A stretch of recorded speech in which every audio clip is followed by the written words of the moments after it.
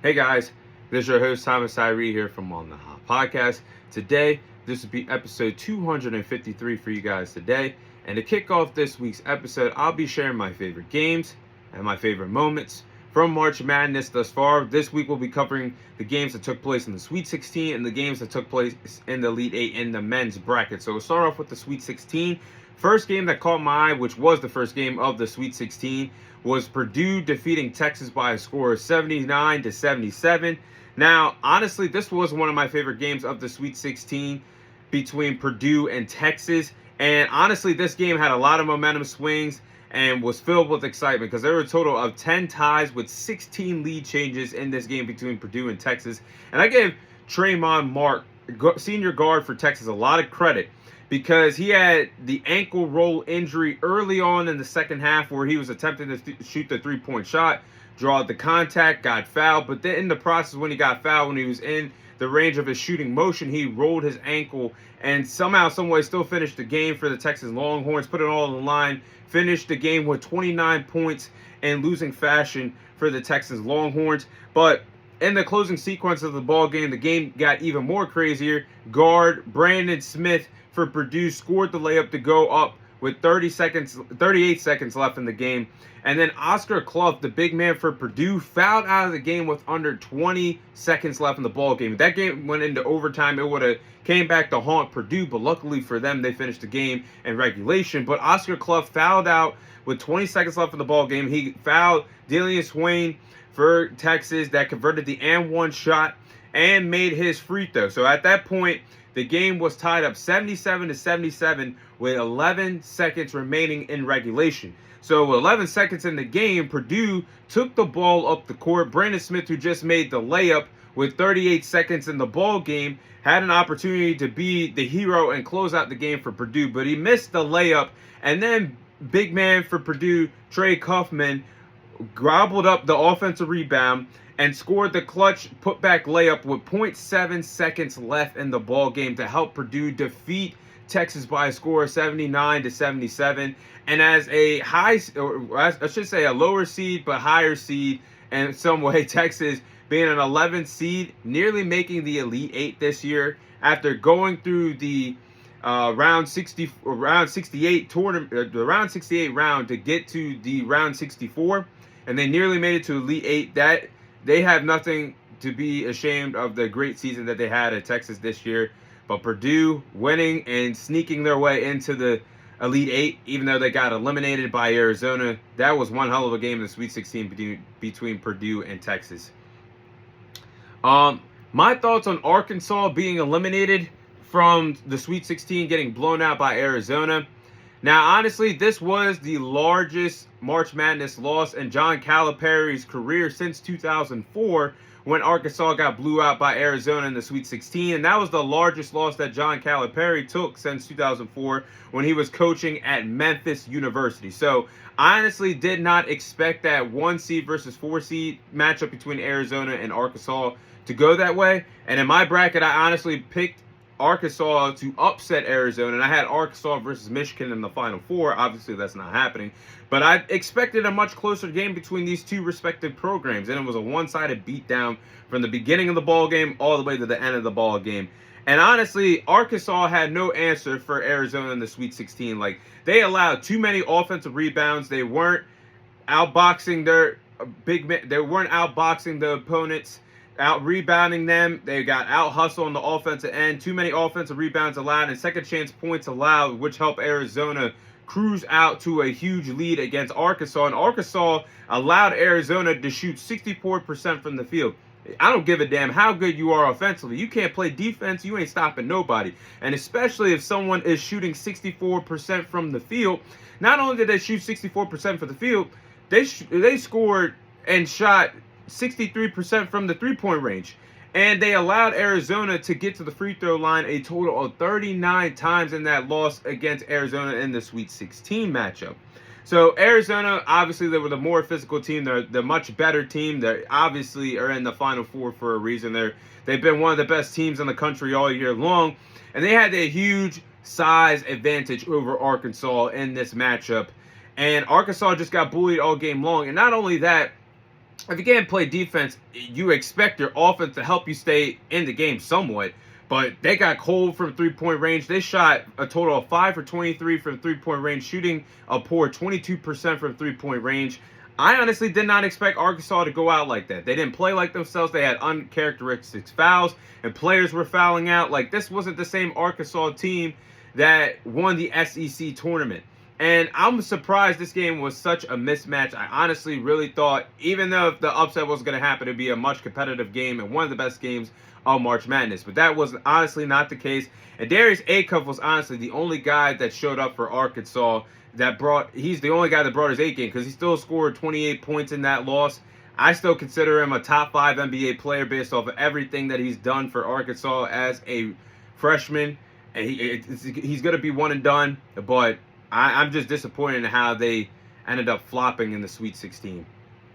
Another team that got eliminated in the Sweet 16. Thoughts on Houston being eliminated from the Sweet 16. Now, honestly, it was a disappointing year for Houston this year. I honestly did not see them getting eliminated in the Sweet 16. They just ran into a bad matchup in Illinois. And Illinois is a really good team for a reason. They're already in the Final Four. They'll play against UConn next weekend. But in February, Houston had a lot of dark days, and I thought they could overcome that, at least going to the Elite Eight. I didn't expect them to get eliminated in the Sweet 16, because if you guys remember, in the month of February, they went on a harsh 3-game losing streak, losing to Iowa State, Arizona, and Kansas. And yes, those are some outstanding teams, but you don't expect Houston, a really good, outstanding basketball program, to go on a 3-game losing streak that close to March.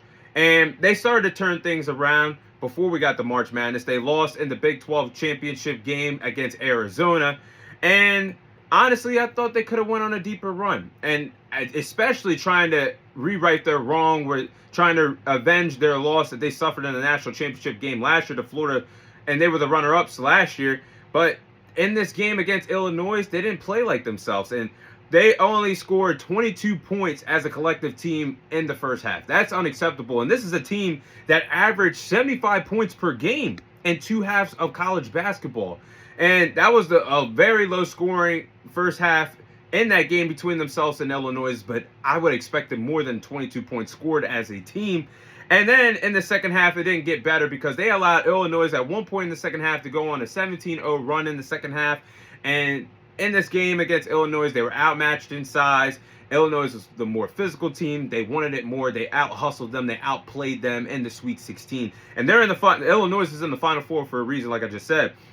But I just have to wonder, for a fan of college basketball, when will it be Kelvin Sampson's time to win a national title? Like, this guy is doing everything correctly with this Houston basketball program, and he deserves a national title, guys. Like, this is not a guy that you say, oh, he should get out of there because he can't get over the hump. No, this guy has worked his ass off to make this program special. 7 straight Sweet 16 appearances.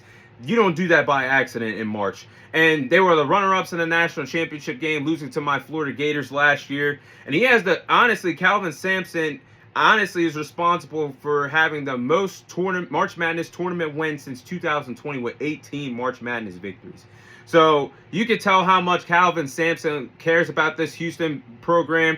And it's more than a game of basketball to him, because he honestly cares about the kids and the students' future outside the game of basketball. So honestly, I honestly hope he does win a national title in the next few years in college basketball. I think it would be a tremendous story for everything that he's done for this program. But, man, one day his time will come for sure.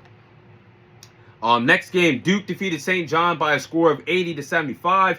Now, Friday in the Sweet 16 matchup, this felt like a heavyweight fight between St. John and Duke. They were battling back and forth with several momentum swings. And the game of basketball, especially in college basketball in March Madness, it's a game of runs. And you've seen that in this game between Duke and St. John. There was a total of 6 ties with 9 lead changes in the Sweet 16 matchup. And St. John, they were hot as a forest fire in the first half, scoring from 3-point range, scoring 9 3-point shots in the first half. And in the final 3 minutes, St. John actually shut down Duke and held them to 0 points scored to close out the first half. So they had all the momentum in the world heading into the second half. And honestly, they went on an early 15-3 run. St. John went on an early 15-3 run in the second half against Duke. And Ruben Prey, I never heard of him. He came off the bench and was putting up numbers against Duke. So everybody was contributing on the offensive side of the ball for St. John. And in the second half, the heroes for Duke stepped up. Isaiah Evans scored 25 points. He was effective from the three-point line, scoring three-point shots. Cam Boozer, their star player, scored 22 points. And Caleb Foster returned from his foot injury and scored 11 points in the second half. So everything was firing on all cylinders for Duke in this heavyweight matchup between themselves and St. John. But in the closing sequences of the game, St. John actually did have a chance to tie the game when the score was 78-75 in the closing moments of the game. Dillian Darlin, the hero who scored the game-winning layup against Kansas in round 32, had the ball in his hands to attempt to tie up the game to help possibly the game go into overtime. And he got a bad look from the three-point range. The shot went wide left, and that basically sealed the deal for Duke to get to the Elite Eight, which they pissed me off today, but I'll get into that later on in the segment. But and here it is, me getting into it. The Elite Eight was all right, but there was only really one game that caught my eye between Saturday and today while I'm recording this on Sunday, and that was the final game, the main event of the Elite Eight before the Final Four. And that was UConn defeating Duke by a score of 73-72. Now, this was honestly a crazy game between Duke and UConn. Now, Duke was rolling in the first half. And honestly, they should have put the nail in the coffin when they were up by 15 points. That heading into halftime, they should have put UConn away early in the second half. And we could possibly be talking about them playing Illinois in the Final Four. But that is not the case. And UConn, despite being down by 15 points, kept fighting. Dan Hurley had his guys rallying in the second half. You could tell the emotions that he was showing on the sidelines, getting his guys to fight and remain calm, cool, and collected in the second half. And they went on a big run in the second half. And they cut into that 15-point deficit that Duke had when they had the lead heading into the second half. But UConn, man, they kept fighting. And the final 10 seconds of the game, the final sequences of the game was actually crazy because Duke was up 6 points with a minute and 14 seconds left. But the final 10 seconds of the game was the true story of this game. Duke was up by 2 points with 10 seconds left in the ball game, right? You expect them to get fouled, they make some free throw shots, and they win the game. That wasn't the case. UConn went 1 for 2 at the free throw line before that, so they're down by 2 with 10 seconds left. Duke inbounded the ball. They did that correctly without turning over the ball. When they inbounded the ball, the players got to have the basketball IQ and have the basketball mindset to understand what point of the game you're in, what game situation that you're in. You're up by 2. The players got to foul you. Why are we playing hot potato with the basketball? Cam Boozer passes the ball. Another player passes the ball. The other Boozer passes the ball. Caden Boozer passes the ball. Tries to push the ball up court. The ball gets deflected and tipped. Then UConn has the ball with under 10 seconds left in the ball game. All you got to do is hold on to the ball. They got to foul you. You get to the free throw line. Then they got to advance the ball up the court. Nobody was thinking, and I think this Duke team was so young and inexperienced, they didn't understand the moment that they were in. But they paid the price for it because UConn got the ball back, and Braylon Mullins, the hero of the game, drilled a three-point shot from the damn logo in the Capital One Arena in Washington, D.C. Nothing but net. Splash green bean. If you play your game at 2K, you know what I'm talking about. Splash green bean, nothing but net. And UConn went up by 1.4 seconds left in the ball game. Honestly, this was the biggest choke job that I've seen in March Madness this year. It overcomes the choke job that Florida Gators had against Iowa in round 32 last weekend. Like, UConn had no business being in this ball game against Duke. Like I said, they were up 15 points at halftime. You gotta put the nail in the coffin against an experienced team like UConn. And Duke was 27-0 all time, leading by 15 points at halftime. And they had a 97% chance to win the game against UConn. And UConn, again, had no business winning this game. They shot 5 for 26 shooting from three-point range. And the fifth three-point shot that they made was the nail in the coffin. And guys, that just busted my bracket for this year. Can you imagine? Can you imagine the sequence, the game and the final sequences, and my bracket is hanging in the balance. And my bracket just gets busted like that.